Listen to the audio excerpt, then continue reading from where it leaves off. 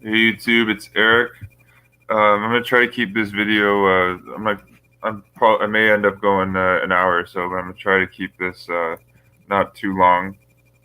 But I just wanted to. This is just a follow up to the stream I did with Clint uh, yesterday, and honestly, just genuinely shocked at the. I wasn't aware that this. I've been going through the Architect of the Capitol website after I became aware that there are two plaques of the popes that actually created the Inquisition, the Bloody Inquisition. The I'll show you these here. These come right from these are in the U.S. Capitol building. These are over the galley doors. You see Pope Innocent III and Pope Gregory the Ninth. Gregory the Ninth is actually the pope that formally created the Inquisition. Innocent launched the Crusades. So this is crazy, and like they view. I'll show you like the quotes from the. This is irrefutable. It comes from .gov, Architect of the Capitol.gov.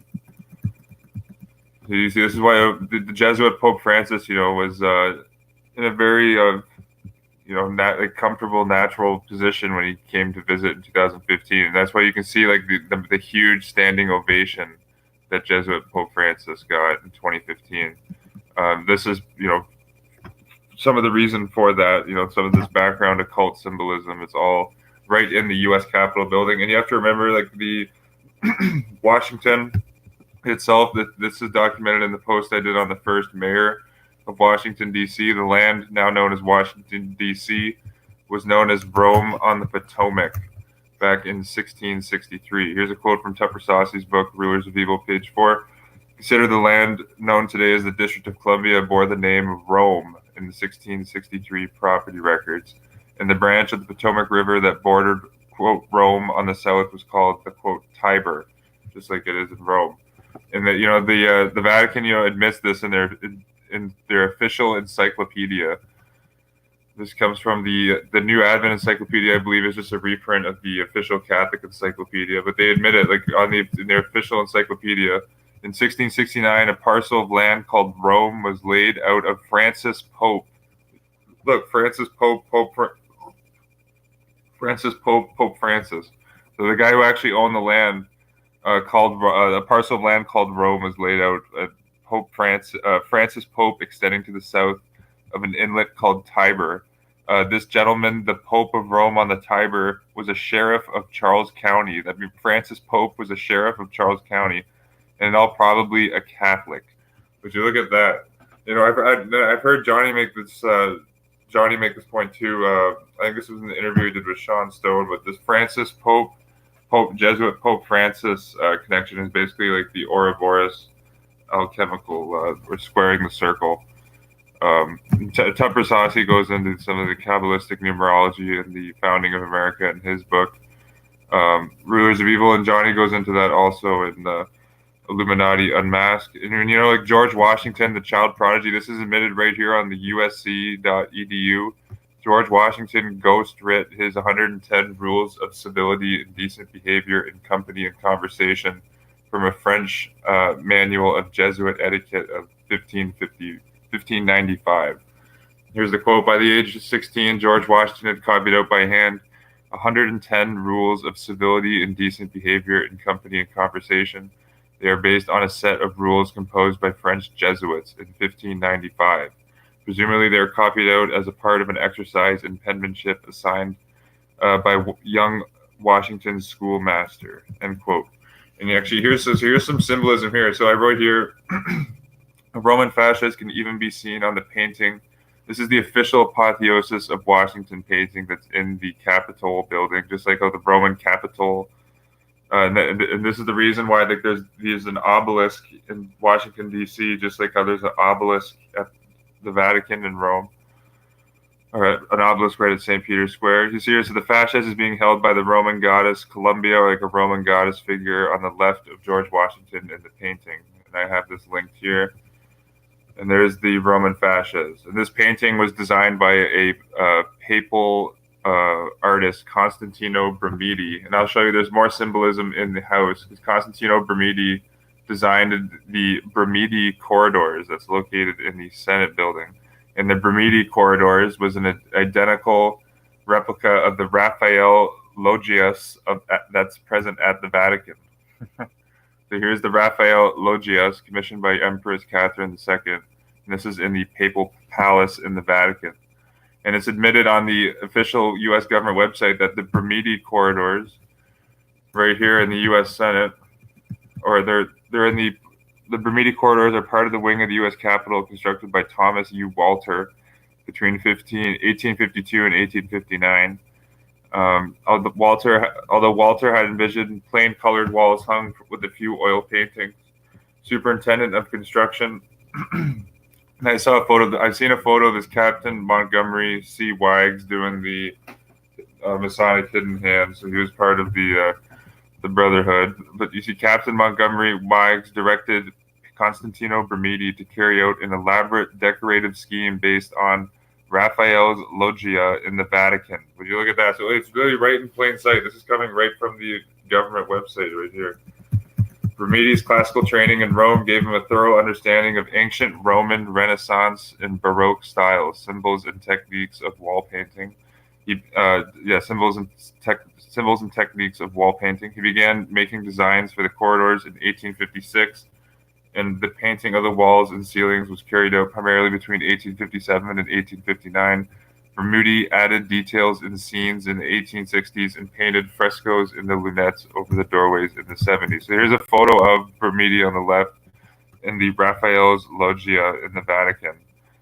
And like this was literally like the official Bermuda corridors is like they're telling you right on the official government website that the Bermuda corridors were directly modeled off of Vatican architecture, that being the Raphael Loggia. There's all sorts of interesting allegorical figures here. They even have I'm not going to read all of this information because I don't want the video to go on too long. They actually interestingly have this Roman eagle right here. Actually, I got to pull this up now because in I archived a Life magazine article from 1937 when the Duchess Genevieve Brady, the wife or the late wife of Nicholas Frederick Brady, who was the first American to be given the Supreme Order of Christ, a Papal Knight of Malta, and a director of over 50 corporations. But so Genevieve Brady was a papal duchess. She inherited the Bradys. They were already an established aristocratic, family. Nicholas Frederick. Who was the father's name? I think John Brady. The point being, they were an established, wealthy Catholic family. So when the papal duchess in 1937, she gave her entire estate to the Jesuits. This estate is worth millions and millions of dollars, right in the prime of Long Island. But yeah, this is the photo here. The Duchess Brady had this heavy Gregorian table. It looks like in this Gregorian table, is distinctly Romanesque. And this is, you see the heavy Gregorian table has a mosaic top made in Roman times. It shows a bird in a chariot driving two wild animals. The front support is a great gilded eagle. Note in the back the flyingly fluted Ionic pilasters in the wall paneling.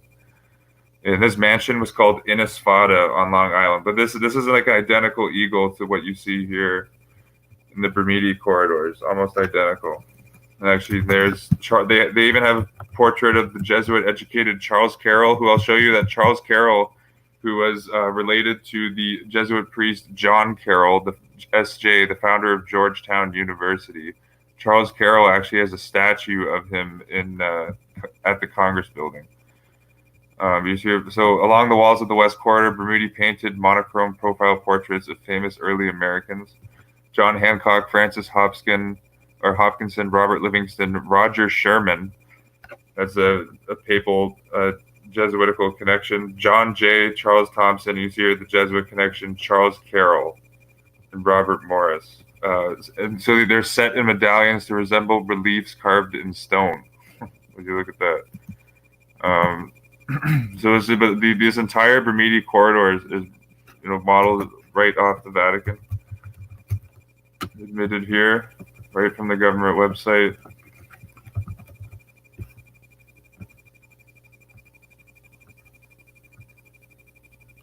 So that's interesting fact. I'm sure not many Americans are aware of this, and it's right in plain sight. It's on the Capitol building. And this is first further symbolism, like the official cornerstone centennial plaque. You see, this is the official plaque. You can see here. Wait, let me see if I can zoom in on the photo. Well, I mean, this is like the official plaque of the United States Congress. Okay, beneath this tablet, the cornerstone of the capital of the United States of America. Okay, so this is a cornerstone, and then you see the Roman fascias are on both sides of the cornerstone. You see, you can't make it up. It's hidden right in plain sight that they're completely controlling the United States government. Essentially, like modeled, like the Jesuits, like modeled the U.S. government off of like the ancient Roman Republic. If you want to read a bit into the Jesuit founding of America, you can read the book here by Tupper Saucy, Rulers of Evil, published in 1999. And he actually Saucy goes into he goes into detail of the story of the Lorenzo Ricci in America, and that's actually detailed in this book here. You can get it for free on archive.org, called Our Flag, written by Robert Campbell. And Manly P. Hall actually quotes out of this Robert Campbell book in his book here that I got, The Secret Destiny of America and America's Assignment with Destiny. But it's in this book where Lorenzo Ricci makes that grand astrological quote. Let me pull this up here. Because supposedly, Lorenzo Ricci was in a prison in the Vatican because the Jesuits were supposedly suppressed right at this time, at 1775. But really interestingly, like the Order of the Illuminati was created only 2 months before the United States was created. And the founder of the Order of the Illuminati, Adam Weishaupt, was essentially a lay Jesuit who spent his entire childhood with the Jesuits, and Adam Weishaupt, the founder of the Illuminati, became a professor in Roman Catholic canon law. And the Illuminati was founded only 2 months before the United States. And in Manly Hall, it says in this book, and Robert Campbell shows it, and Saucy shows it, the professor was said to be over 70 years old. Ricci was over 70 years old. He literally was a professor. It's even on his Wikipedia page. Ricci was a philosophy professor. Yeah, he taught at the College of Rome. He taught at Siena in Rome. So, it makes a ton of sense. Tupper Saucy makes a great case that Lorenzo Ricci was this professor figure mentioned. And the initial source for this goes back to Robert Campbell's book here, Our Flag. And you can notice, like, the American flag is essentially just like the flag of the British East India Tea Company, which is like a mercantile business that the Jesuits control, because the Jesuits control the majority of mercantile business. I was even reading just Joseph McCabe. I have a book. I got like one of his little blue books on my archive.org page recently. It's called The Jesuits' Rogue Priests. So you can see that. Joseph McCabe quotes like someone who worked for the French East India Tea Company, who said that the Jesuits had tons and tons of money. It's an interesting quotation. Yeah, this is the little blue book here from McCabe that I enjoyed going through this. It's only 68 pages or so, but it's called Jesuits, Religious Rogues, published in 1927. Okay, but this is the quote that Lorenzo Ricci supposedly said here. He said, "The son of our political heir," and this is quoted in Robert Campbell's book here too. But Manly Hall, I'm reading out of Manly Hall's book, The Secret Destiny of America. Okay, let's go back to Ricci here. Then I'm going to go right back to the symbolism. This is just some context. So the sun of our political heir, like the sun in the heavens, is very low in the horizon, just now approaching the winter solstice, which it will reach very soon. But as the sun rises from his grave in Capricorn, mounts towards his resurrection in Aries, and passes onward and upward to his glorious culmination in Cancer, so will our political sun rise and continue to rise in power and light. And just to briefly interrupt here, the source for this is Lord Robert Montagu's book, and it's titled On Some errors concerning religion and politics. It's a book that Lord Robert Montagu translated from Italian before he left the Roman Catholic Church, and he actually wrote a later book denouncing the Jesuit plot to take over the world. But in that book I just cited from Lord Robert Montagu, the Pope is actually referred to as a sun. And it said that the rays of the Pope's, the rays of the Pope will lighten the nations of the earth, just like how natural sunlight, lightens the earth. Okay, and actually, and James Edward Quigley has the famous quote here that I have this source from the Chicago Tribune. He famously said that when the Catholic Church rules, when the United States rules the world, the Catholic Church will rule the world. That's basically what I think Lorenzo Ricci is saying here. That's exactly what he's saying here, actually. That's a profound realization. Okay, so Archbishop Quigley said in 1903, within 20 years, this country is going to rule the world. Kings and emperors will soon pass away, and the democracy of the United States will take their place. The West will dominate the country, and what I have seen of the Western hierarchical schools has proved that the generation which follows us will be exclusively Catholic. When the United States rules the world, the Catholic Church will rule the world. This is quoted from the Chicago Tribune, May 5th, 1903, by the Archbishop of Chicago, James Edward Quigley. And that's basically, I think, what Lorenzo Ricci is saying here in veiled astrology. The Jesuits are very into occultism in general.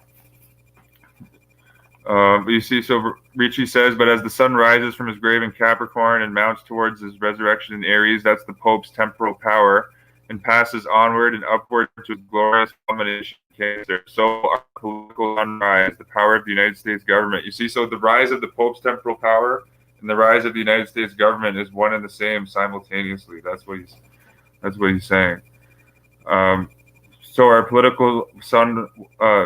our political sun rise and continue to increase in power and light and in glory, and the exalted sun of summer will not have gained his full strength of heat and power in the starry lion until our colonial sun will be in its glorious exaltation, demanding a place in the governmental firmaments alongside of, coordinate with, in no wise subordinate to, any other sun of any other nation upon earth. You see, the United States government, the only body I've seen the U.S. government submit to is the Vatican. I haven't seen them submit to any other group. You can link one in the description if you can think of one. I've yet to see the United States government back down to any body except the Catholic Church.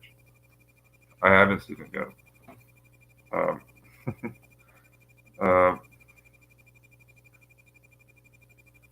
You see here, Manly Hall even says that the change, he says the professor, which is Lorenzo Ricci, I'm just going to say Lorenzo Ricci.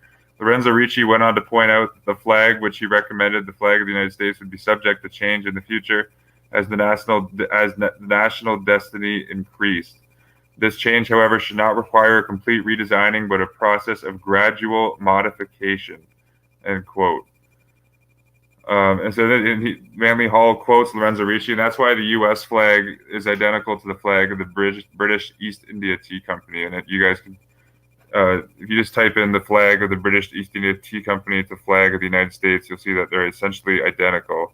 And this all ties in because I'm going to show you the busts of Innocent III in the U.S. Capitol building. And Innocent III was Pope when the British Empire lost its sovereignty to the back in 1213.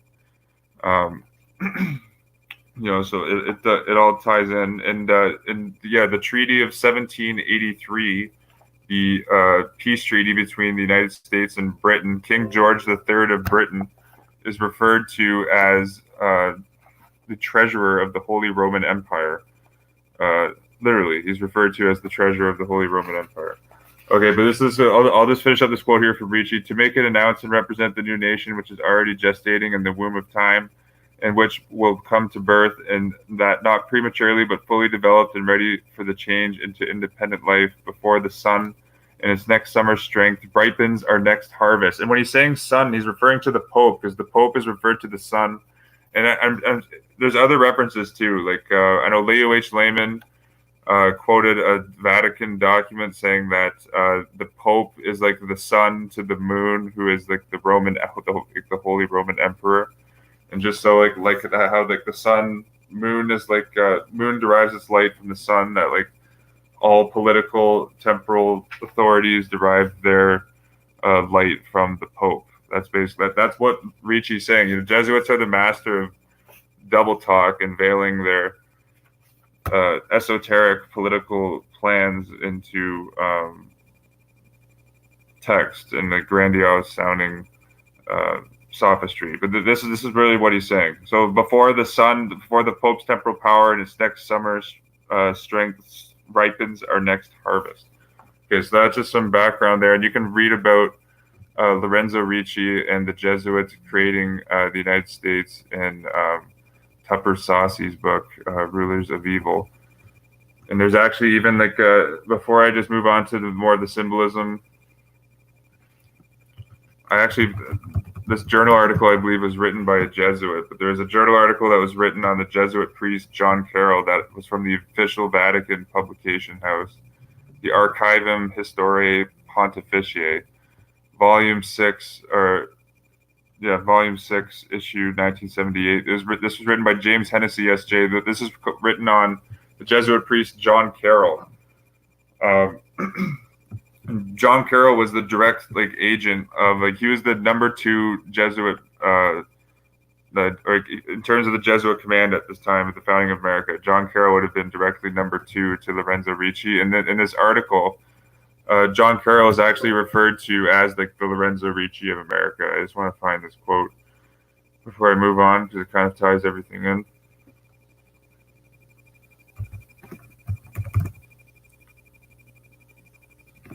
Yeah, so he has a little part here, Lorenzo Ricci Redivitus. A standard charge against, let me see, going back here.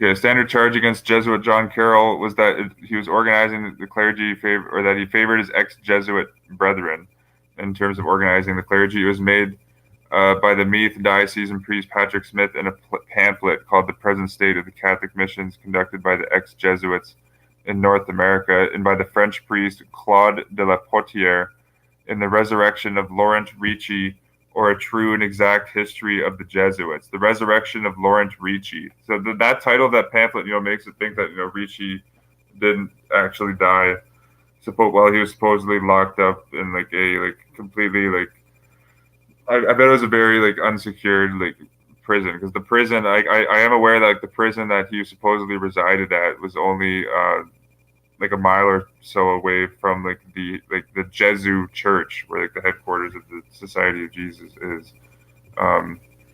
So this pamphlet was dedicated to, quote, the new Lorenzo Ricci in America, the Reverend Father John Carroll. That's the quote I wanted to find there. And just see, there's so much this information here. Another quote on John Carroll, just the key from Appleton's Encyclopedia. This was quoted in 1887, but it said here, no greater power of combined wealth, intellect, and enthusiasm existed anywhere in America than the union of the Carrolls and the Jesuits in Maryland, in the person of John Carroll. So all the evidence lines up to this the story from Robert Campbell's Our Flag book, actually being true. I think there's lots of truth to it. Because you'll see, for instance, this is unprecedented power. Going back here to symbolism, literally the National Security Agency admits on their website that the silver key in its logo represents the Pope's temporal power. And literally, this shows the NSA is acting just as the ancient confessional system did back in the Inquisition too. Everyone was subject to have their house raided to make sure that they weren't reading heretical books that criticized the Pope or the Church. Because if you criticize the Catholic bishops, you must be a servant of Satan. That was the logic back in the days. But literally, so this is the photo of the National Security Agency logo. You see here, this is the Pope's, in the official Pope's logo. They have a silver key and a gold key crossing like this. But this is the Pope's temporal power. Literally, this is a Roman eagle. The Roman eagle is on like every single, or like the more popular, I guess, the Gregorian eagle is on every single like U.S. seal, government seal. But you hear the silver key. This is the Pope's silver key right here. Literally, they admit this.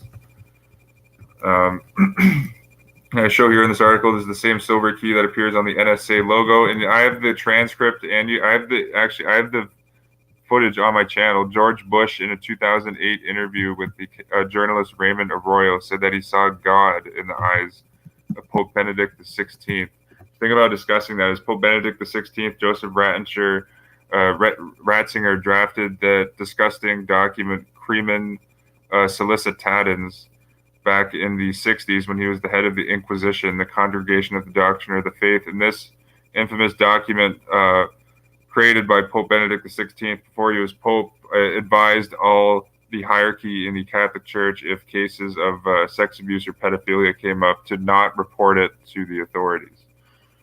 And George Bush said he saw God in the eyes of this Pope. And it's just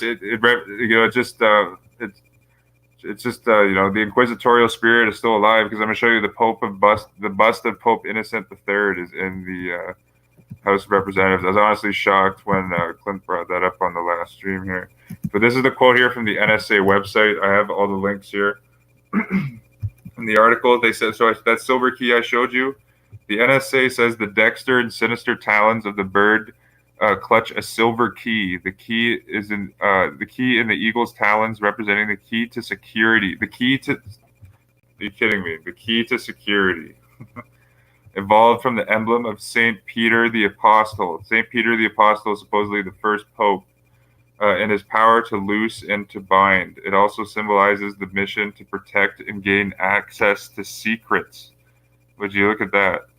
And I was actually reading the Jesuit Thomas Rees. I put his book on my archive.org page. His book written in 1996. I think it's called Inside the Vatican. But Thomas Rees, predictably as a Jesuit, props up the propaganda that the Apostle Peter was the first pope. But then right after, he says that the Vatican is the most secretive organization in the world. This is admitted from a Jesuit, Thomas Rees. And I have a video of him talking about, down in my feed, talking about the relationship between the Catholic Church and Obama. It's worth watching. It's about 10 minutes or so. The Jesuit Thomas Rees is quoted as saying the Vatican has always been a close supporter of the United Nations, for instance.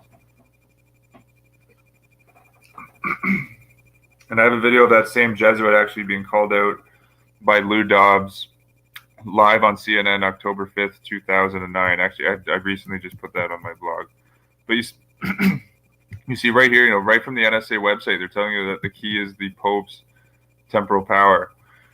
Okay, and that's why Edward Snowden is a complete gatekeeper, supposedly enlightening people about how the NSA works. Edward Snowden reached out to a Jesuit trained at Georgetown lawyer, Plato Chacharis.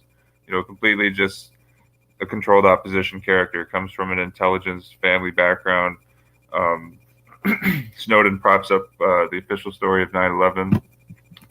You see here, the official catechism of the Catholic Church says that St. Peter is the first Pope of Rome, and that he passed down the keys of loosening and binding to the Pope. That is seen here. You see the Bishop of Rome, Pope is Peter's successor. So that's unprecedented. They're literally telling you on their seal that this is the Pope's silver key. But just going back, so going here to more of the symbolism in the Capitol. So I mentioned on the show with I mentioned this on a few streams and a couple of my individual videos. But in the book Slavery and Catholicism and the Vatican Billions by Abram Manhattan, you can read details about the papal bull Inter Carrera that was signed by Pope Alexander VI of Rodrigo Borgia. The bull was signed in 1492, late 1492, early 1493 era. And the bull Inter Carrera actually gave the entire property of North and South America to the Pope. And this, this falls in line with the Pope's papal bull Unum Sanctum of 1302, which declares for salvation's sake that everyone must be subject to the Roman pontiff for salvation's sake. But in 1492, the papacy and the bull Inter Carrera actually assigned Christopher Columbus to conquer North and South America for the Catholic Church, and that's why Christopher Columbus, or Columbus Day, is a celebrated day for Roman Catholicism. And the Knights of Columbus, who used the Roman fasces in their seal, which I'm going to go into a bit more in this video, the Knights of Columbus are named after Christopher Columbus. And when Teddy Roosevelt, I showed on previous videos, was speaking to the Knights of Columbus at Carnegie Hall in 1907, he said that the Knights of Columbus were like essentially, or Teddy Roosevelt said that Christopher Columbus is one of the founders of this country. But hidden right in plain sight, there's at the Congress building, there are something called the Columbus doors. And this one door is here called, where is the Pope here? Yeah, they literally have the Pope Alexander VI on the door. Like, and this door is called the Trypanium. No, so pardon me, I got a little cough here. Started taking some Halls. Hopefully that helps. You see here, so like the panel though on the left side of this the Trypanium door. I'm just going to get you the name here so you can see that this is right from the government website, Trypanium. So you see landing of Columbus in the New World, 1492. You see here that this panel depicts the Spaniards taking possession. They took possession through the Pope's papal bull that gave them the legal means to do it by erecting a cross on the island of Hispaniola.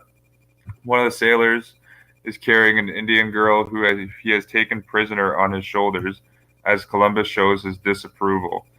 I don't know if he would have disapproved necessarily. The panel is flanked by statuettes of Pope Alexander VI. Would you look at that? This panel is flanked by statuettes of Pope Alexander VI, who supported Spain's claim to the new land, like I showed you here with the papal bulls, Inter Carrera, and then later the Treaty of Tordesillas, and Francisco Pizarro. Would you look at that? The panel is flanked by the statuettes of Pope Alexander VI. Unbelievable. Here's Alexander VI in the U.S. Capitol building. Just unbelievable. No, just showing you that really, truly, that the U.S. has been the sword of the Catholic Church. Or that was like the intention for the grand experiment. Here's Pope Alexander VI here on the left. You can see here the papal tiara, the three-tiered hat. This is right here on the Columbus doors on the left side. This is one of the most infamous popes ever. Like on the New World Encyclopedia, it even says that Pope Alexander VI assumed the papacy. Like it basically says he bought the papacy, via bribes and corruption. He had notorious orgies in the Vatican. He's going to. I know this Borgia is going to be a big figure in Johnny's upcoming book. But he's literally at the U.S. Capitol. It's unbelievable. So now going to the busts.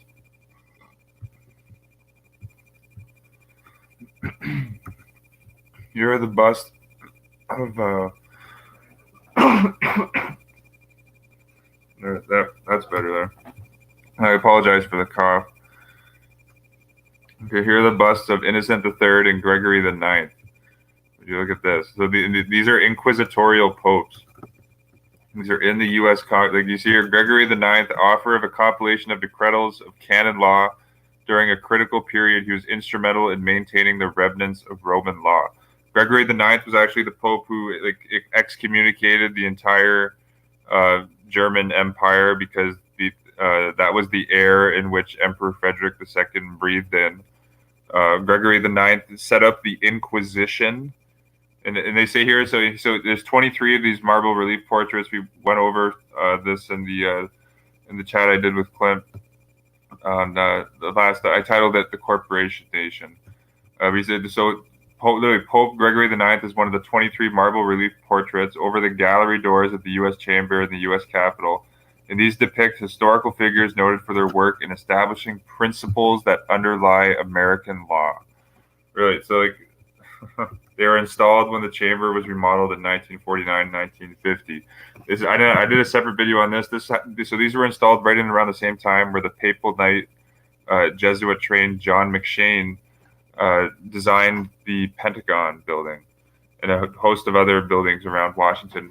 John McShane, Papal Knight Jesuit trained, is known as the man who built Washington. He remodeled the White House. But this was all achieved in around the same time after the Second World War ended and they got the United Nations created. But you see here, so they say the principles that underlie American law are the principles of the Roman Catholic Inquisition. Like that's the only implication of this. And you can read here Joseph McCabe's book, History of the Popes. This was written in 1939. He mentions, you can read a lot about Innocent III and Gregory the Ninth in here. But, it's worth knowing, reading about these two popes because they're now in the U.S. Capitol building. Incredible. And predictably, this is a hidden fact. No one talks about it in the so-called alternative media. I just became, hip to this literally just yesterday. We see Gregory the Ninth, though 77 years old at the time of his election. This is from Joseph McCabe's book, History of the Popes. Gregory the Ninth, though 77 years old at the time of his election, had observed with anger what he called the weakness of Heronius. And you see here, these same popes are they're in the same noble family. I would say they're the family of murder incorporated. Well, the Vatican and the Roman Catholic Church is in itself murder incorporated. But interestingly, that these two popes are of the same noble family. So he was of the same noble family as Innocent III, Gregory the Ninth, and less inclined to compromise. Even less inclined to compromise than Innocent III. Wow, that's saying a lot. 3 days after his coronation, Gregory the Ninth ordered Emperor Frederick II to sail for Palestine. The emperor set sail from Brindisi, and then shortly afterwards, the Pope, a man of fiery temper, heard that he was back in Italy pleading illness. Without troubling to make a careful inquiry, though there was an epidemic of fever, Gregory excommunicated Frederick and denounced him to the whole of Christendom. The truth is that for some years the Pope had been outraged by stories about Frederick's Saracen harems, his favor to infidels, and his disdainful violation of the unjust privileges which Innocent had extorted from his mother for the higher clergy. All of this, suitably embroidered, was put into the Pope's message to the world, and Frederick retorted with a counter-manifesto on the arrogance and greed of the popes. And actually, Peter J. Doiswick has quoted some of Frederick's, I don't know if this is the exact counter-manifesto, but Doiswick quotes Frederick II denouncing the popes in his book, Ecumenism and Romanism. Frederick II called the popes the Antichrist. But continuing, this was read to a cheering crowd on the Capitol in Rome, and when the Pope again excommunicated the Emperor in St. Peter's, the worshippers became so threatening that Gregory fled from the church. So see, this Pope is cited by the U.S. government as the foundation of the law. You see, these historical figures noted for their work in establishing the principles that underlie American law. This is so exactly what I showed you earlier with the Archbishop James Edward Quigley with Archbishop Quigley said, when the United States rules the world, the Catholic Church will rule the world. This is why the founders of most of the agencies in the United States are Roman Catholics, like Roman Catholic Charles Joseph Bonaparte, a descendant of Napoleon, who became the first director of the Bureau of Investigation, which would become the FBI. First director of the Department of Homeland Security, Tom Ridge, was a devout Roman Catholic Knight of Columbus. The first director of the DIA, Defense Intelligence Agency, Joseph Francis Carroll, was a devout Roman Catholic Jesuit trained. The founding father of the CIA, William Donovan, who has a statue in Langley. Maybe I'll pull that up on this video because I mentioned that on the last Strucci team brief. But yeah, William Donovan is a devout Catholic, Papal Knight of Malta, Papal Knight of St. Sylvester. He's known as the founding father of the CIA. This is why there's so much Roman Catholic intrigue in the United States. And why Roman Catholics concentrate in high political positions, why the police force is dominated by Roman Catholics. It's right here in the foundation principles that underlie American law. The Inquisition, Gregory the Ninth. Let me pull up my phone here just to see if anyone's in the chat.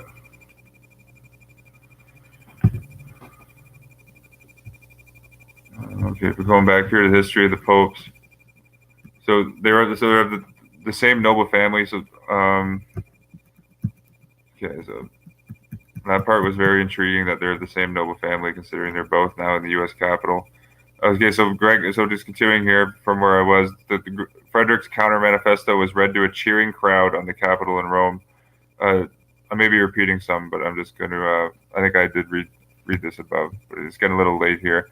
And when the Pope again excommunicated the Emperor in St. Peter's, the worshippers became so threatening that Gregory fled from the church. The city turned out in arms, and once more the Pope retreated to the provinces. Plainly, there was up to this point much to be said on both sides. It was with the next step that the disreputable campaign of the popes began. Not only were the people of Europe wary of calls to crusades and demands of money in England, the Pope's bulls were trodden underfoot. But Frederick believed that he could get free access for Christians to the shrine of Jerusalem without adding further to the hundreds of thousands of lives which had been sacrificed. Frederick II, was friendly with the Sultan of Egypt, who then controlled Palestine, and he went to see him and offering to help him against the rival Sultan got for him the city of Jerusalem on condition that the Muslims should be free to visit their own shrines there. This humane victory the Pope denounced as a deal with the devil. He again gave Frederick. He even violated one of the most sacred conditions which the popes themselves had laid down for the Crusades, that being Gregory IX, right here in the U.S. Capitol building. That being any prince who invaded the domains of another who had gone on a crusade was to be excommunicated. Gregory summoned Europe to a crusade against Frederick's kingdom while he was in Jerusalem, and actually sent a small army to take it. The whole world now saw that what the Pope really wanted was territory, and the outcry was so great that Gregory had to retract and lift the ban. So, if you look at this, like this Pope, is in the U.S. Capitol. Gregory IX is mentioned in Doiswick's book here.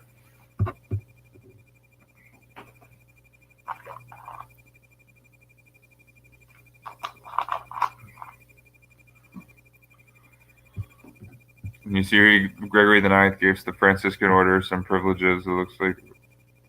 Okay, here. So on page 90 of Doiswick's book, Romans, Customs, and Practices, Pope Gregory IX constantly excommunicated Emperor Frederick II, beginning with the bull In Cana Domini of March 21st, 1228. I'll zoom in a bit here. In order to subject the German Empire and to incite assassination of its emperor. This is the foundation of American law here. In order to subject the German Empire and to incite assassination of its emperor, the Pope in 1239 placed the whole world under interdict, i.e., he deprived from the sacraments of salvation even those who had merely breathed the same air as Frederick. Quote, this is a quote from the Pope, Pope Gregory IX. We have placed under ecclesiastical interdict the cities, camps, homes, and other places wherever he may be found, as long as he stays there. Referring to Frederick II, we notice here that the medieval popes begin to use the majestic plural, quote, we, while St. Peter, Christ, and God the Father use the common singular, I. Let me see if I think there is another reference to Gregory III here.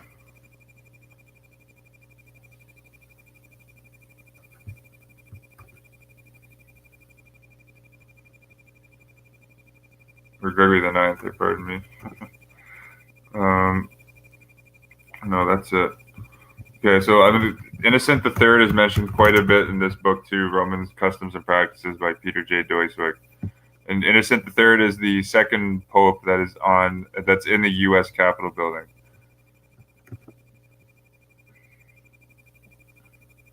You see here in 1207, Pope Innocent III compelled Poland to pay the Peter's pence in his bull Ad Audentum. Okay, so this is the history of relating to England, and this ties right into the founding of America, because King George III was referred to as the treasurer of the Holy Roman Empire in the 1783 treaty between the United States and England. So in 1209, Pope Innocent III excommunicated King John of England And in 1212, the Pope declared the English king disposed and asked King Philip of France to invade the British Isles unless the king surrendered his kingdom to the Rome. So that being unless the king must surrender the English throne to Rome and agreed to govern it as a papal fief. On May 15th, 1213, King John signed the British Empire over to the Pope of Rome. Quote, John, by the grace of God, King of England, Lord of Ireland, we offer and freely grant to our Lord Pope Innocent and to his Catholic successors the whole kingdom of England and the whole realm of Ireland, holding these islands as a feudal subject, and we swear fealty for them to our above-mentioned Lord Pope Innocent, the same Pope now in the U.S. Capitol. Moreover, in proof of this, our perpetual obligation and grant, we shall establish, including in all respects, the Peter's pence that the Roman Church shall receive annually 1,000 marks sterling. And Doiswick continues, Pope Innocent III also forced King John of England to sign an oath of fealty, quote, I, John, by the grace of God, King of England and Lord of Ireland, from this hour forward, will be faithful to the Roman Church and to my Lord, Pope Innocent, and to his successors. So help me God in these holy Gospels, May 15th in the 14th year of our reign, end quote. Doiswick, so you see here, Ireland, or thus before Ireland was completely subdued to England, the British Empire itself lost its independence, as is the fate of all who get entangled with papal politics. Okay, and you see here I have this cited here on my blog, the 1783 treaty between the U.S. and Britain. You know, this is 500 years after Britain lost its independence to Rome, but it's right here. So now you see here the British king or queen is now merely like a trustee or like a manager, managing the Pope's empire essentially. But you see right here it's quoted that Prince George III, he's referred to as, let's see here, by the grace of God, King of Great Britain, France, and Ireland, defender of the faith, Duke of Brunswick, Lemberg, arch-treasurer and prince-elector of the Holy Roman Empire, end quote. That's what the King of England is referred to. And Pope Innocent III famously condemned the Magna Carta. Doiswick mentions that, or you can see that right here. But it's mentioned also in this book. I'm just going to show you proof, like right from the historical source. You can see I'm not making it up. This Pope was initiated the book burning in the Catholic Church. Going back to the Dark Ages. You see here, beginning with Pope Innocent III, all heretical authors were burned along with their heretical works. You see here, Doiswick gives Segarelli, Secco, John Savonarola, William Tyndale, John Wycliffe, and Luther. Wycliffe and Luther are exceptions to the rule. Even like Giordano Bruno was burned alive by the Vatican for promoting heretical ideas, through his works, for instance.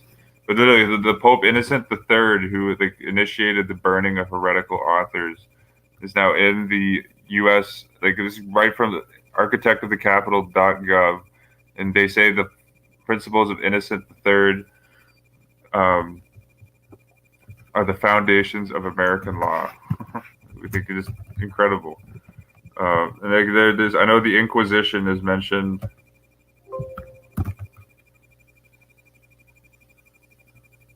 Where was this here? I think both of these popes are mentioned in this chapter.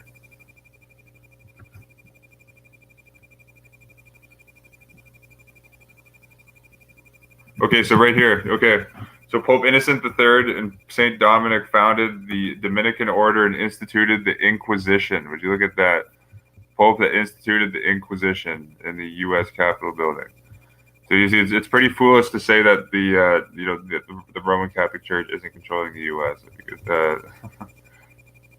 it's definitely pretty foolish to say that. But here, Pope Innocent III and Saint Dominic founded the Dominican order and instituted the Inquisition. The Fourth Lateran Council, now called the 12th Ecumenical Councils, vowed to exterminate all heretics and granted a full indulgence to the exterminators. This is the foundation of American law. Okay. Quote, We excommunicate and anathematize every heresy. The condemned shall be handed over to their secular authorities or to their deputies to be punished in due process. If they belong to the clergy, they shall first be degraded. The possessions of those thus condemned shall be confiscated. If a secular ruler neglects to fulfill the demands of the church, he shall be excommunicated. It shall be reported to the supreme pontiff. He shall exterminate the heretics and possess the land without dispute. These are the principles of American law. He shall exterminate the heretics and possess the land without dispute. Catholics who assume the cross and devote themselves to the extermination of heretics shall enjoy the same indulgence and privilege as those who goes to the Holy Land. I believe that's the end of the quote here. Oh no, he continues.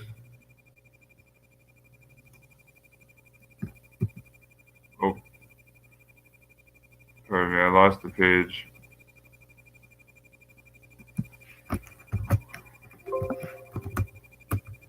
Okay, sorry, my computer is acting up here. I do want to get more into the photos here. This is just some, key background information on these two popes that are in the Capitol building. So those who go to the Holy Land. Okay, so that was the end of the quote. So this came from Pope Innocent III. It's literally so you will exterminate the heretics and possess the land without dispute. Catholics who assume the cross and devote themselves to the extermination of heretics shall enjoy the same indulgence and privileges as those who go to the Holy Land. That's the foundation of American law, and that should genuinely, I think, concern everyone in general. Let me just go. Okay, I'm going to pull up my phone here. We're going here more to the symbolism. Here's the cornerstone plaque I mentioned. So staying on the Capitol building. If you've noticed on the Dome of Persephone Dome, Capitol.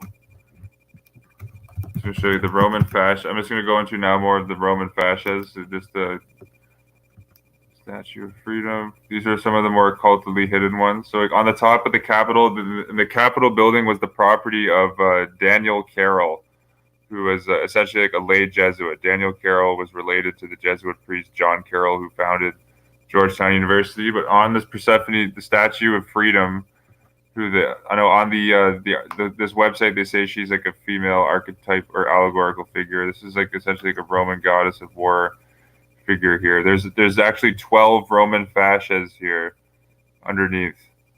There's 12 of them around the center. Pretty clear symbolism of who's in control. Persephone. I believe, I think they do officially cite her as Persephone as the goddesses they're referring to. There's 12 Roman fascias underneath right here. 12 of them. It's right in plain sight. And actually, and this is another part here. So going into statues, so staying on this AOC.gov website, it's literally a treasure trove of information. There's literally statues of Jesuit priests.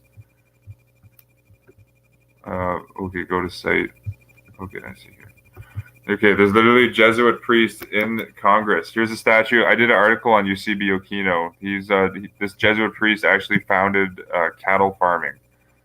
And he was in Arizona and Southern California in the early 1700s, late 1600s. You see, there's a statue of the Jesuit Eusebi Aquino in Congress.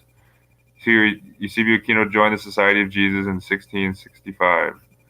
You look at that right there. And I have an article on this Jesuit here, Eusebi Aquino, on my Jesuit World Order page. And then there's also a statue of the Jesuit priest Jacques Marquette at the Congress. Here, it was put in 1896. And this Jesuit priest, Jacques Marquette, is what Marquette University is, or who Marquette University is named after. You got it. There's a statue of the Charles Carroll, one of the 3 Catholic signers, I think, on the Declaration of Independence. Charles Carroll, directly related to Jesuit priest John Carroll, the founder of Georgetown University. Charles Carroll was a wealthy slaveholder who primarily financed the American Revolutionary War. And you saw, I showed you earlier in this video, Charles Carroll is in the Bermuda corridors in the Capitol building as well. But here's Charles Carroll's bust, the late Jesuit Charles Carroll. You see here, as a Roman Catholic, he was barred from entering politics, practicing law, and voting. There were some, because essentially the way the Jesuits came into America was that they came in to by setting up the religious freedom statutes, allowed it so that the Roman Catholic Church could never ever be like legally challenged or prosecuted in the United States. And that's admitted by Samuel Adams, of all people, in a letter to Thomas Jefferson in 1816 that you can read on my Jesuit World Order blog. Adams says that we have to, we can't do anything about it. Like, our religious freedom laws make it so that we're forced to let the Jesuits in, but he said it'll be like a miracle if they don't put the free trial of our elections to work, or something along the lines like that. But it wasn't very long though after that Roman Catholics started getting full legal rights back into the U.S. But yeah, initially, like, you're dealing with a population, like the layman population. Charles Carroll is in the aristocratic class. The laymen, in America at the founding, were by far a majority Protestants at this time. And many Protestants in America fled to the land, fleeing papal tyranny in Europe. So there was kind of a rightful militant skepticism of Catholic intrigue at this time. But Charles Carroll has his statue at the Congress. Here's a statue of Edward Douglas White, the Jesuit-trained Chief Justice who signed off on the Federal Reserve Act and who signed off on the 16th Amendment. Douglas White was a Confederate soldier, educated, you see here, at the Jesuit College, Catholic Mount St. Mary's in Edmundsburg, and went to Jesuit Georgetown University. He's appointed to President Grover Cleveland to the Supreme Court. You see, they have this papist lay Jesuit Chief Justice here now, Edward Douglas White, in the Congress in the form of a statue. This is this hidden history, and it's all right on the official government site, and it shows that the Catholic Church is in control. Here's a Franciscan priest, like the missionary of California, Father Junipero Serra. You see here, Father Junipero Serra, given to the National Statuary Hall Collection by California in 1931. Another proof that the Catholic Church is in full control of the U.S. is how many actual Catholic churches and shrines are official U.S. government historical sites, like the Shrine of the Immaculate Conception in Washington, D.C., for instance, or the Alamo Church. You see here, Father Junipero Serra joined the Franciscan order. He was like the missionary to Southern California, and right in and around the time of before the revolution took place, in and around that time. But he has a statue of him in the Congress. I recommend you go through these statues. Even they even have a statue of a Catholic nun here, Mother Joseph. She was born in 1823, born in Montreal, Canada. She led a group of 5 missionaries to the Pacific Northwest Territories of the United States. Supposedly, she built hospitals, Indian schools, and orphanages. Knowing just the disgusting history of what goes on in Roman Catholic orphanages, I bet this Mother Joseph enabled tons of abuse, to take place at these institutions, and now she has a statue of herself in the Congress. So I still haven't. I'm sure there's even more stuff on this website that I'm just really going through it now, in detail after the last chat I did with Clint. So I recommend you check it out. But literally, there's statues of Jesuit priests and lay Jesuits in the Congress. Actually, there's this Catholic priest here, Father Damien, has a statue here. This guy was this charlatan Catholic, or like a charlatan medical healer in Hawaii. Father Damien born in Belgium. The son of well-to-do parents, he entered Sacred Heart's congregation in Louvain in 1859, and 5 years later ordained a Catholic priest in the Cathedral of Our Lady of Peace in Honolulu. And Father Damien, and how this works is the National Statutorial Hall Collection in Congress. Each state has two statues that represent their state. And the Catholic priest here, Father Damien, represents Hawaii. But there's supposedly Father Damien was canonized in 2009. And I remember Barack Obama was like praising Father Damien when he was canonized. But going back, like when Father Damien died, I believe this is still back in here in the archives. Yeah, this was in the story Father Damien leaves Molokai. I remember. Where was this here? Yeah, this was from like a Catholic News Archive source. But this was when I was doing research on the Jesuit-trained U.S. Army General Hugh Aloysius Drum.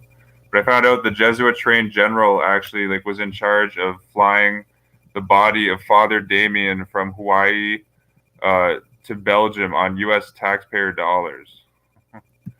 You see here the remains of the martyr of Molokai were disinterred, placed aboard an army bomber for transport to Honolulu and conveyed to the Catholic mission. There they were to lie in a state until the U.S. Army Transport Republic sailed a week later, bearing them for the first to San Francisco, where a great ceremony honoring the martyr, Father Damien, was planned, and then to Panama for transfer to the Belgian training ship Mercator. The body is to be accompanied by the Reverend Maurice Koopman to Belgium, where he will be permanently enshrined. So you see the Jesuit-trained general right here, Hugh Aloysius Drum, which the Fort Drum military base is named after, and now in Watertown, New York. And Hugh A. Drum had a Jesuit priest as his brother. You see Hugh A. Drum, I'll say here, the morning of the disinterment, 10 airplanes, 2 specialty chartered commercial ships, 2 pursuits, 2 Army amphibians, 3 bombers provided by the United States Army through Jesuit-trained Major General Hugh Aloysius Drum, commanding the Hawaiian Department, and 1 Navy amphibian provided through Commodore Wayne Todd, naval aide to Joseph B. Poindexter, took off from John Rogers Airport, zoomed over to Honolulu and the Pacific, headed for the island of Molokai, and in 40 minutes later landed on the small emergency field a mile from Kalupa. Going by plane were the Most Reverend Stephen P. Allencast, the very Vicar Apostolic to Hawaii, the very Reverend Patrick Logan, the Honorable Victor Lapp, a Belgian consul. You see here Jacob Ordenstein, a mortician, and Major William A. Boyle, who represent the United States Army. Reverend Claes, a distant cousin of Father Damien, was there. The Reverend Sile Erle, grandnephew of the martyr. The Reverend Maurice Koopman. The point being, do you see how this Catholic priest gets literally this probably cost hundreds of thousands of dollars to give him this grand U.S. military world tour. They flew his body all over the world and on military planes before taking it to Belgium. Yeah, but this was an article here. Father Damien leaves Molokai, and this it's actually a pretty good article. I recommend you can find this. If you just type in the title of this article on Google, I'm sure it'll pop up. It was written by George W. Peavy, the Hawaii correspondent for the NCWC. But, Father Damien's bust is now at the Capitol building. Right there, it's right in plain sight, just through the symbolism, even just right at the headquarters of the U.S. government, who's in control. You can start going into the fascias a bit here. I'll show you the mace. This is coming from another government website, historyhouse.gov. This is just a cult. This is further just occulted information, like the plaques of the popes, which show who's really in control. You see the Whenever and wherever the U.S. House of Representatives meets, the historic artifact is there. It is the mace. The mace is made up of 3 parts: a bundled shaft of 13 rods, a silver globe, and an eagle spread with wings. The bundled rods of the mace resemble the same fashion as used in Adolf Hitler's government, Catholic Adolf Hitler, and Catholic Benito Mussolini's dictatorship, his fascist dictatorship. And you see the word fasces is like where the root word fascism comes from. Your fasces used in the ancient Roman Republic symbolize strength through unity. The bundled rods are much stronger together than they are separately. Okay, so this was designed back in 1841. These Roman fasces. Here's the zoomed-in photo. As you can see, it's a Roman fascia, just like the official centennial of Congress, which I showed you earlier in this video. And there's the Gregorian eagle. The official centennial plaque of Congress has 2 Roman fascias on each side. You know, the symbolism is right here and in plain sight. And actually, there's another interesting. Just typing in fascias on the search bar here, the architect of the Capitol site. The photo here, America in History, designed again by the papal artist Constantino Brumidi. This is in the Capitol Rotunda. Brumidi designed the rotunda, and he did the Apotheosis of Washington. And like how the fasces appears in the Apotheosis of Washington, here in the rotunda, on the work America in History, the Roman fasces is right here, where you see the Gregorian eagle is gripping the Roman fasces right here. This is a very occulted history. You see right here on the House chamber. You can see here the fasces right here. They admitted on the website that the fasces are in the House chamber. An American flag occupies the center and is flanked by 2 bronze Roman fasces right there on the website. There are the fasces here. These are the same fasces as the Knights of Columbus logo. And again, Pope Alexander VI is on the doors of Columbus at Congress. I'll show you here the Knights of Columbus. This fasces is on the Knights of Columbus logo. John Boehner is a Knight of Columbus and Jesuit trained, for instance, former Speaker of the House. And actually, John Boehner, I have a video of him and Patrick Leahy that you guys should watch on my YouTube. But John Boehner actually admits that, he says that after the War of 1812, the United States government was actually going to place their headquarters at Georgetown. So the headquarters of the U.S. government would actually move to Georgetown University. That was proposed even after the War of 1812. The Boehner is a Knight of Columbus, trained by the Jesuits at Xavier. But Jeb Bush, the governor of Florida, is a Knight of Columbus. There's many of them scattered throughout. Like Tom Ridge, the first Department of Homeland Security, was a Knight of Columbus. Michael Steele, the former head of the Republican National Committee, Michael Steele was a Knight of Columbus, trained by Jesuits at Georgetown. The Conrad Hilton, the founder of the Hilton Hotel Empire, was a Knight of Columbus, for instance. The point being, though, you see the Roman fascias, though, right here. It's right on the KFC logo. And I have 5 videos on my YouTube channel of President Ronald Reagan speaking to the Knights of Columbus, and they were giving him standing ovation cheers because he recreated diplomatic relations from the United States to the Vatican, because they were temporarily broken off. And again, they were officially broken off after Lincoln was killed, because there were probably 5 or 6 presidents from the time, maybe even 7. Yeah, I'd say even 5. Yeah, maybe even 7 presidents from the time Lincoln died to when Reagan recreated diplomatic relations that had, quote, personal ambassadors to the Vatican, like President Franklin Roosevelt, who had Knight of Malta Myron C. Taylor, the president of the United States Steel Corporation and the chairman of the Council on Foreign Relations, as his personal ambassador to the Vatican. You see here the same fascist is on the National Sheriff's Association in the United States. That's on the Knights of Columbus. The same one that's on what was the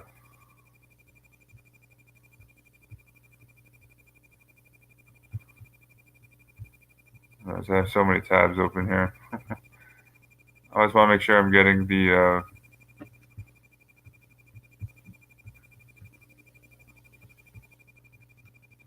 Let me show that painting. I believe it's Miss America. No, America in History. The same fascists appear on the America in History Statue of Freedom. You have to go into that one.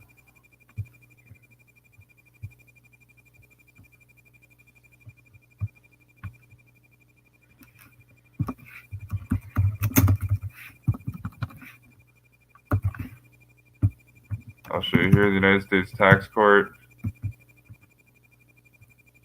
Right there in plain sight. Yeah, so here's three. These are three huge ones right in a row. You have the United States Tax Court has this Roman fasces symbol right here. United States Office of the Administrative Courts, Roman fasces right here.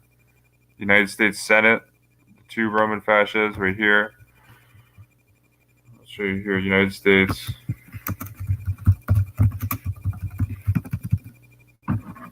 There's the United States Military Police seal, the Roman fasciae right there. You know, so all the symbolism is in place, and I'm not even going into like the Roman laurel wreaths, because this video would turn into like a 4-hour video. But all the symbolism is right in plain sight that shows you who's in control. It's actually the fasces is in the seal of the state of Colorado. There's the fasces here, like the Illuminati. Like the Illuminati was created by the Jesuits, Adam Weishaupt, like literally a lay Jesuit. You see the Illuminati, all-seeing eye, with the Roman fasces right here on the seal of the state of Colorado. I showed on the stream with Clint the seal of the city of Brooklyn with the same Roman fasciae symbol right here, the Roman goddess Columbia. And actually, in the Bermuda corridors, I don't know if I mentioned. I don't think I got to this. In the Bermuda corridors, and again, these Bermuda corridors in the Capitol building are modeled off of the Raphael loggias in the Vatican right here. But the Bermuda corridors, there's the the Roman goddess of war is present. You see her name is Lunette of Bologna, the Roman goddess of war. A war goddess. The Catholic, the United States government or the U.S. military has been the sword of the Catholic Church, essentially. That's what this is saying. Right in the plain sight. And there's that. James Edward Quigley, as I mentioned a couple times in this video, said that when the United States rules the world, the Catholic Church will rule the world. That being the Archbishop of Chicago.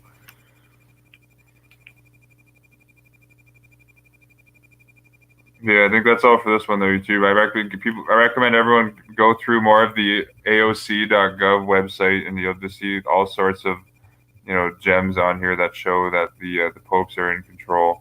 Like literally, like the Columbus, the Pope Alexander VI being in the U.S. Congress, Pope Innocent III being in the U.S. Capitol building, and Pope Gregory IX in the U.S. Capitol. That's a full that's a full image of Pope Alexander VI. It's just really well hidden, but it is in plain sight because this is right from the the .gov website.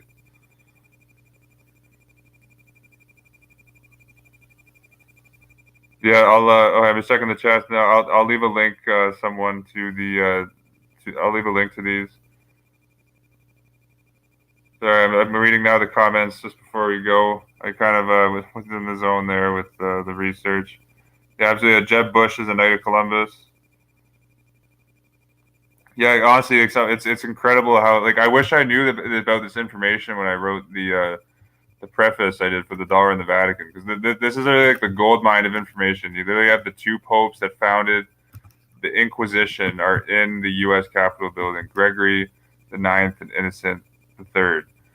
And it explains everything. It explains why, when you look into the founding of the Department of Homeland Security, which is essentially like an inquisitorial Gestapo, all roads lead to the Jesuits. It's the reason why the Patriot Act was drafted by a Jesuit priest, Veit Din. It's that same inquisitorial spirit which dominates.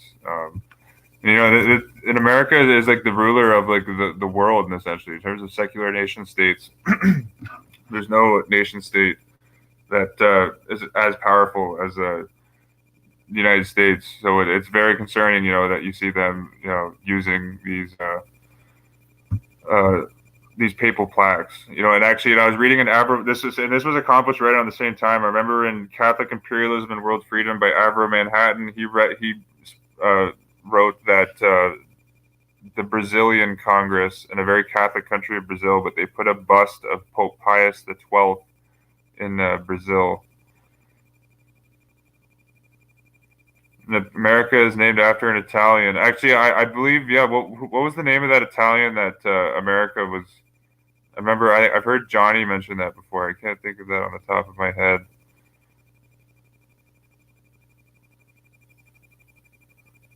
Just going into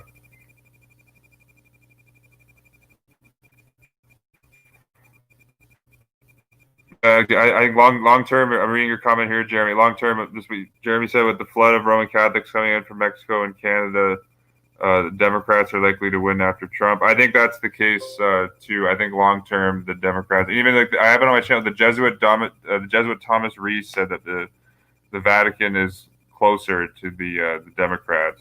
That they control both, but like long term, I see the Democrats coming into power because they're going to go for the strict gun control and discontinue like the flooding of the illegal immigration waves. And it's not a coincidence that like when Roman Catholic Tony Blair was Prime Minister of Britain, that the flood of immigrants came into Britain. It's a Catholic phenomenon. They want to bring as many or flood, traditionally, Protestant nation states, historically Protestant nation states, with as many immigrants as possible.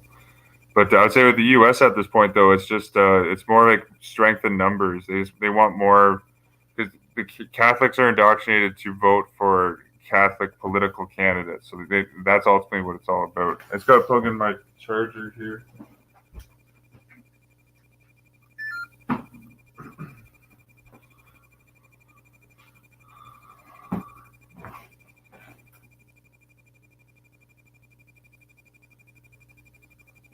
I'm just reading through more of the comments.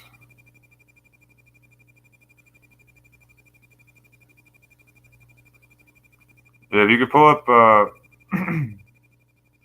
Oh, that's a Amerigo. Okay. Thanks for. Okay, I'm gonna type this in. This will be a good way, I think, to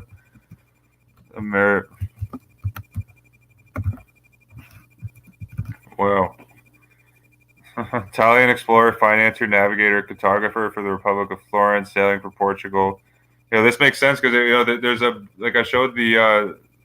I'll link the sources. You can see the Pope Alexander the Sixth at the U.S. Capitol building, and he would have been Amerigo Vespucci, if I'm pronouncing that right. This individual would have been sailing on behalf of Pope Alexander VI if he was sailing for Portugal.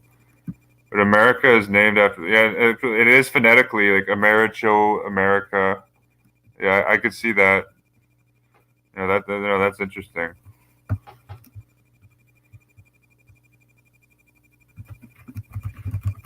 Have there been articles done on this?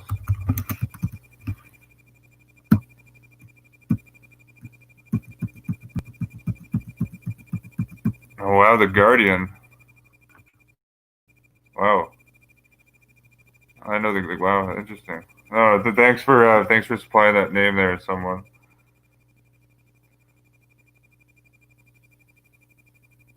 Oh, absolutely. Yeah, Trump is the antithesis. Democrat gender gun control. This is the synthesis. I went into a bit of the Jesuitical right versus left paradigm on a recent article or blog post I put together.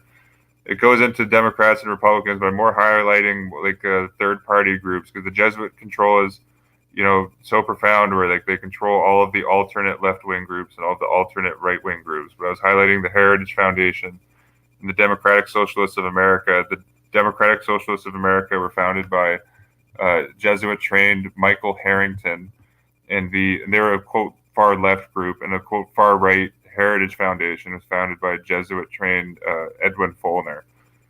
So like the Jesuits control the extreme left and the extreme right. A lot of people like Heinrich Himmler modeled the Nazi SS off the Jesuit order, and Hitler modeled the Nazi Party off the Jesuit order. That's in Walter Schellenberg's memoirs titled Hitler's Secret Service.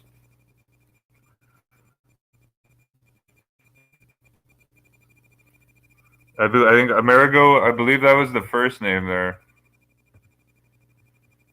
Yeah, it looks like Americo was his first name.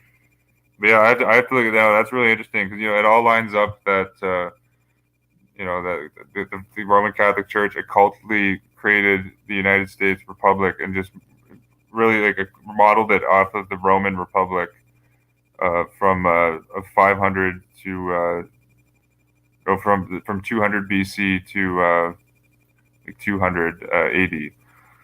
That's how I see it, and just the entire legal system. Like we went into the show with Clint, the emergency powers, statues. It's all based strictly from the Roman Republic. But yeah, I think that's all for this one, YouTube. Peace and love, and Trump being a Knight of Malta. Yeah, I don't know. Well, you can see Trump. When he was at the Al Smith dinner in 2016, he admitted to saying that Trump he went there as a boy. His father took him there, so that's intriguing to me. Trump was openly educated by Jesuits. He has sent 3 of his kids to Jesuit institutions. He has stacked his appointments with probably over 75 Jesuit alumni have been appointed to Trump in various positions. His older sister, Marianne Trump Bailey, gave $4 million to Jesuit Fairfield University in 2016. Yeah, if Trump's not a Knight of Malta, he's definitely he should be just with given all of his affiliations. I have the video on my channel where Donald Trump gave his message to Catholics, and he says that he's going to work hand in hand with the American Catholics in his administration. And Donald Trump was comedically said that prior administrations have been tough on Catholics. Donald Trump is a reality star, Jesuit trained. He's a clown. But yeah, take care, guys. I'm going to sign off here. I deliver pizza right now for a living.